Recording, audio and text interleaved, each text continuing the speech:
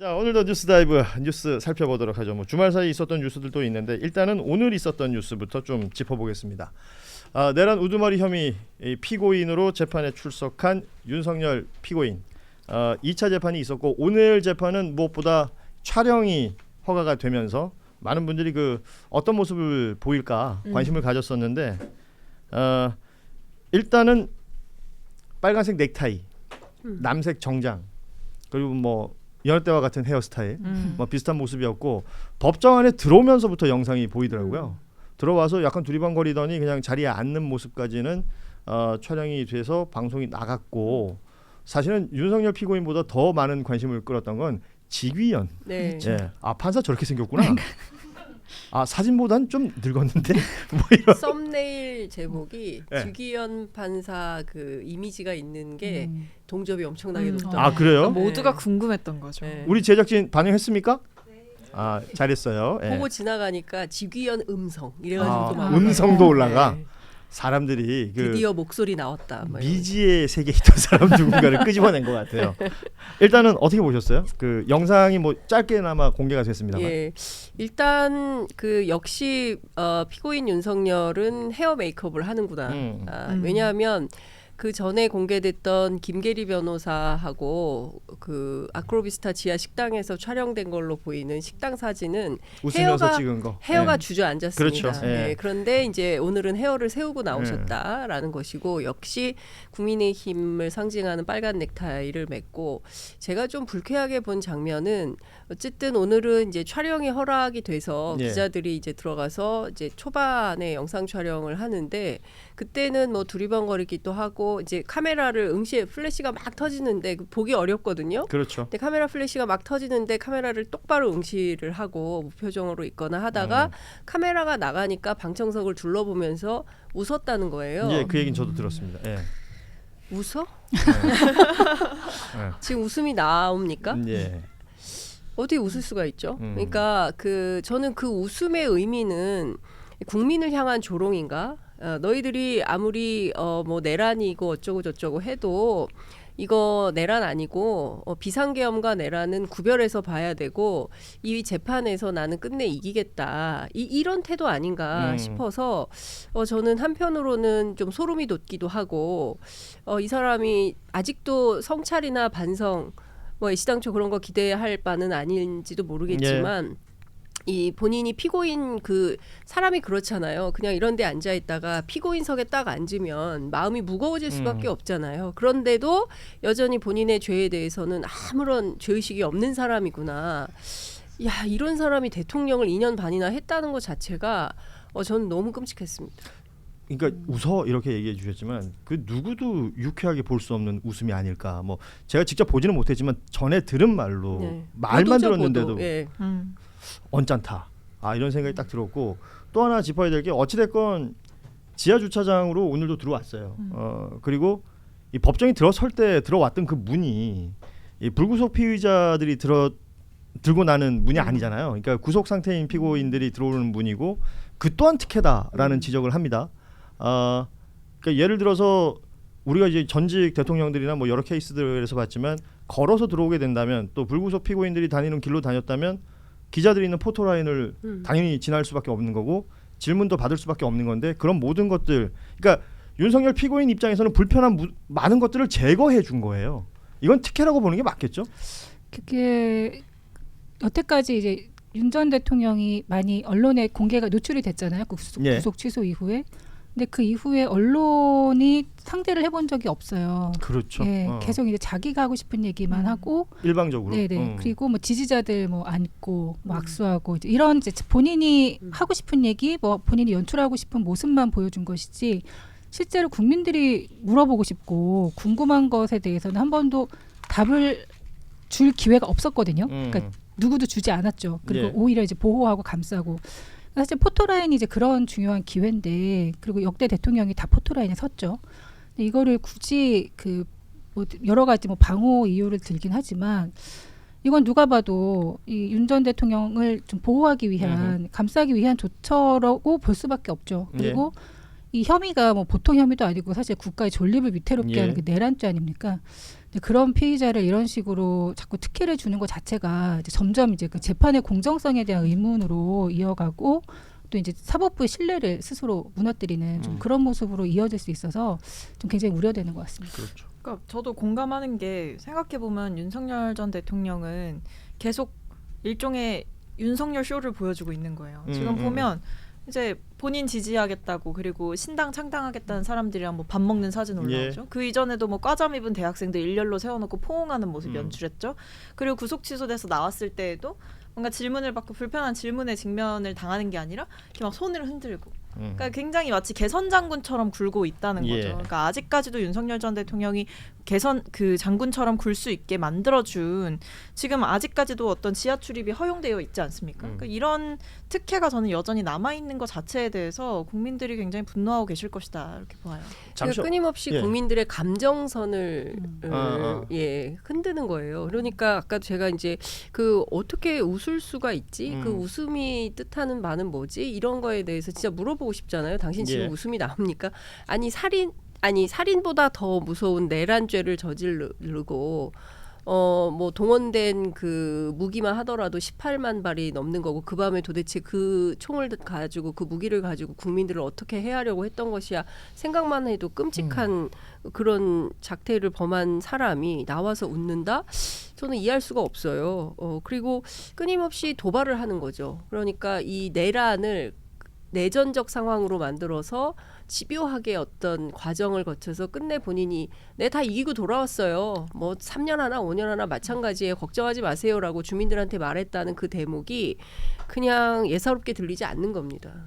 그 왜 혹자들은 이 윤석열 피고인이 그 가상 세계 속에 산다 이런 얘기 하잖아요. 그러니까 마치 몰라서 저러는 것 같지는 않고 자기만의 또 다른 세계가 있지 않고서는 이해하기 힘든 행동들을 많이 하고 있습니다. 그러니까 범인의 어떤 상식 범위 바깥의 일들을 자꾸 보여주니까 여기에 이런 표현이 적당할지 모르겠는데 약이 올라요. 어떤 분들은 화가 난다 그러고 어떤 분은 분노한다 그러는데 저는 솔직히 약이 오릅니다. 그렇죠. 왜 저렇게 그 우리가 생각했을 때 특혜라고 불리울 만한 것들이 저 사람한테만 저렇게 해당 사항이 있는가? 이런 부분이 뭐 재판이 진행될 때마다 비슷한 상황을 겪게 된다면 더 그럴 것 같고 결국 뭐 재판이 이게 하루 이틀 만에 끝날 건 아닙니다만 재판 외에 또 다른 어떤 공간에서의 모습 이런 것들이 계속해서 우리에게 전달되는 모습이 좀 그런 상황이다.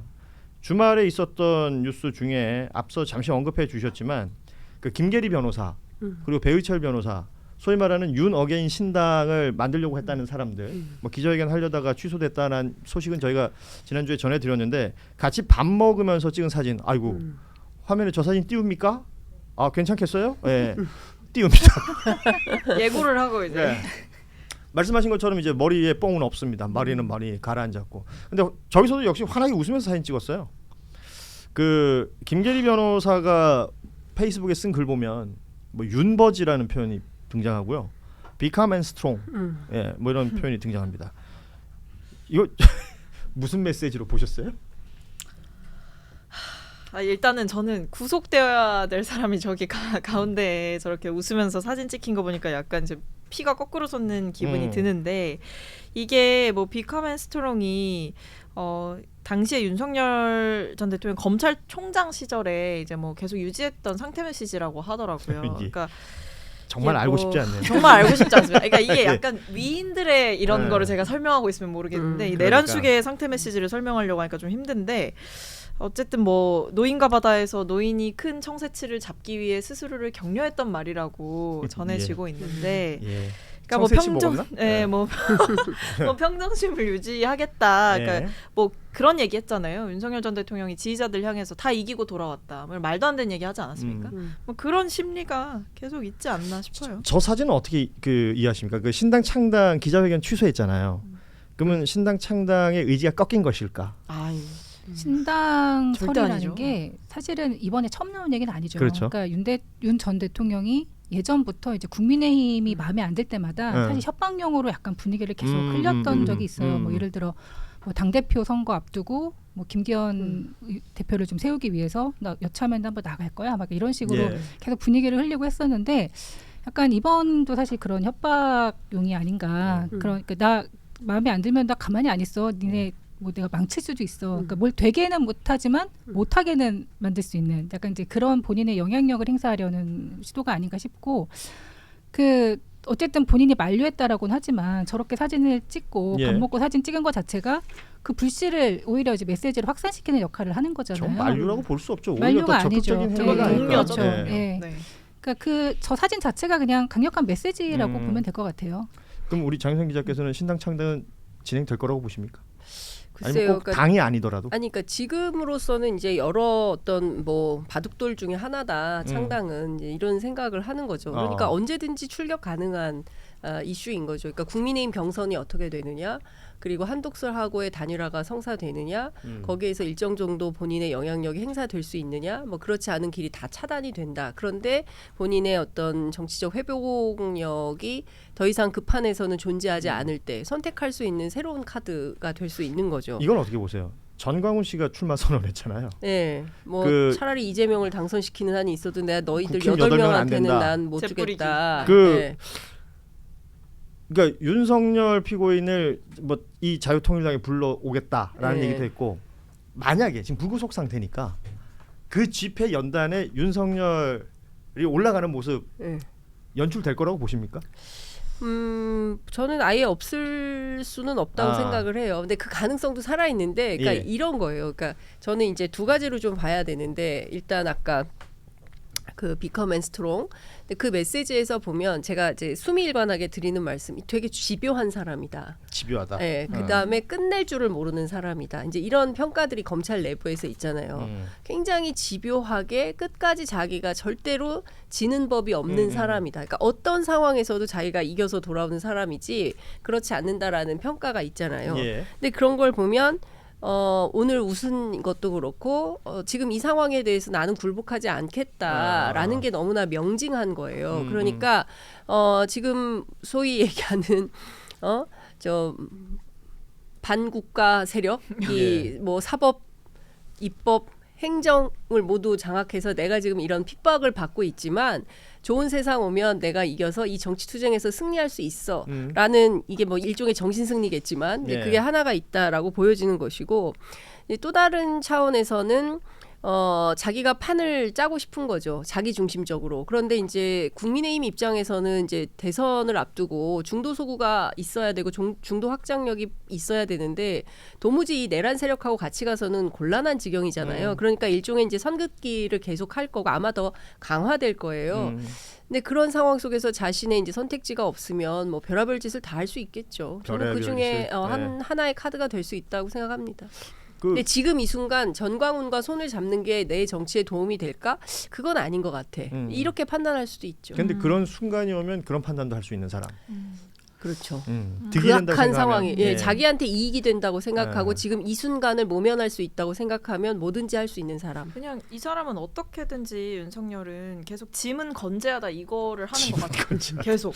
사실 그 구조- 짐이 뭐예요? 왕 얘기하는 짐이에요? 아니면 그렇죠. 우리가 짊어지는 짐입니까? 둘 다인 것 같습니다. 둘 다. 네, 저희가 이제 굉장히 무겁게 짊어지고 있는 짐인데 계속 손을 흔드는 것도 어떤 되게 의연한 척 퍼포먼스를 계속 보여주는 것도 뭐 이렇게 웃으면서 사진을 올리는 것도 그리고 어떤 정치적인 영향력을 지금 뭐 행사하려고 하는 것도 모두 다 본인이 살아 있음을 어떻게든지 증명하고자 하는 욕구가 저는 그 기저에 있다. 이제 이런 거를 주인공병이라고 하죠. 주인공병. 이거는 예. 불치병입니다. 근데 신당을 한다고 해도 그 영향력이 뭐 몇 프로나 나올까? 그러니까요. 일단 예. 그리고 국민의힘에서 따라 나갈 의원이 아무도 없을 거예요. 그러니까 지금은 이제 분위기 뭐 말을 흘리면서 이런 식으로 분위기를 만들어가는 것뿐이지 실제 정말 만약에 만에 하나 성사가 된다고 해도 그게 뭐 판에 그렇게 큰 영향을 미칠까는 좀 의문이 아니 뭐 있고 만약에 그렇게 나오기만 한다면 민주당 고마운 거죠. 땡큐죠. 땡큐다. 그리고 아무래도 이제 공무원 출신이어가지고 연단에 오르고 뭐 이런 거는 하지 않을 거라고 보는 사람들도 많더라고요.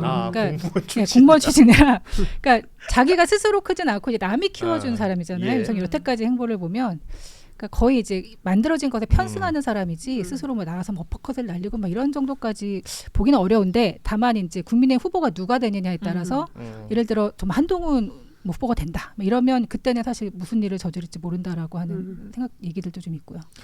요 얘기도 짧게만 좀 짚어볼게요. 민주당 윤건영 의원이 그런 얘기를 했습니다. 지난번에 저희도 캣타워 얘기를 했었는데 이 캣타워 구입 내역을 행안부에 자료 요청을 했는데 이게 보안 상황이라면서 공개를 안 했다. 뭐 요 일반적인 얘기를 했고 비공식 발언이라고 그 전제를 달고 했던 얘기가 뭐냐면 지금 못 드리는 거 알잖아요. 그 정권 교체하시면 그때 가서 보세요. 뭐 이런 얘기를 했다는 거예요. 이게 공직 사회, 공무원 사회도 무언가 그런 분위기가 읽히는 것 같아요. 근데 그런 건 굉장히 오래됐죠. 그러니까 뭐 장관 같은 경우에는 연필로 깨알같이 다 썩어놨다는 거예요. 비망록을. 왜 그러냐면 특히 그 부산 엑스포 과정에서 막 이겼다고 생각하고 뭐 별의별 뭐 샴페인 터트릴 준비를 했는데 그 결과 참담했었잖아요. 근데 그런 것에 대비해서 그때 나는 무엇을 하였다. 그리고 나는 이 결정에 관여한 바가 없다. 나는 책임이 없다. 그러니까 본인의 알리바이를. 그래서 뭐 비망록을 작성해 놨다는 사람 굉장히 많고 그리고 이 정부 초반부터 그런 분위기는 있었어요. 그런데 귀신같이 알죠. 그 정무직 공무원들이 아니고 특히 일반직 공무원들 같은 경우에는 그렇죠. 늘공들은 뭐 너무 귀신같이 아는 거죠. 근데 그렇다고 해서 자신들의 어떤 그 피감기관에 해당하는 행안위 야당 간사 아닙니까? 그런 국회의원한테 그런 태도를 보이는 건 매우 불손하다. 생각합니다. 그러니까 이게 아마 그런 핑계를 댈 수는 있을 것 같아요. 공무원들이 뭐 선거철이고 어떤 선거에 영향을 미칠 만한 자료를 주는 게 공무원 어떤 정치 중립에 위배된다 뭐 이런 생각을 갖고 계신 것 같은데 이러다가 저는 이게 오히려 본인의 발목을 잡을 수도 더 있다. 문제가 될 수 있다고 봐요. 이게 본질이 어떤 정쟁용이 아니라 사실 이거는 진실을 밝히는 과정인 거거든요. 세금을 사적으로 유용했다라는 의혹을 밝히기 위해서 자료 요구를 정당하게 국회의원이 한다면 거기에 마땅히 응해야 되는 게 맞죠. 이런 식으로 비겁하게 뭐 선거 끝난 다음에 드리겠다 이렇게 하는 거는 공무원으로서 맞지 않는 태도라고 봅니다. 그러니까 지금의 자료가 만약에 대선 끝나고 나서 그 자료가 바뀌진 않을 거 아니에요. 그렇죠. 캣타워가 얼마짜리다. 이게 아무튼 이런 그리고 캣타워가 떠나서 50원이어도 저는 50원이어도 100원이어도 문제가 이거는 있다고 봐요. 공급횡령인 거죠. 그러니까요. 그러니까 그리고 국민의 세금입니다. 그 행안부의 그 공문에는 500만 원으로 되어 있고 실제 금액이 170만 원이라면 나머지 돈은 누가 어떻게 쓰였는가? 착복을 한 겁니까? 무슨 부동산 다운계약서 작성하듯이 그런 거를 공문서에 작성을 했다면 이거는 공문서 위조 이런 거에도 해당이 되고요. 그 중간에 그러니까 해먹은 사람 차액이 누군가의 인마이 포켓이 됐다는 거 아니에요? 그렇죠. 그렇습니다. 그러면 이게 도대체 어떻게 된 건지 이걸 마치 뭐 청와대 옛날에는 그 흰옥기탕이 4개가 있었다 뭐 이런 식으로 물타기 할 게 아니라 구체적으로 본인들이 잘못한 것에 대해서는 명징하게 정보공개 청구 같은 거 해도 안 주나요? 그런 거는 좀 해볼 필요가 그 있을 것 얘기들을 같아요. 많이들 하는데 지금 공무원들이 움직이지 않는다 이런 또 비판도 동시에 나오고 있습니다.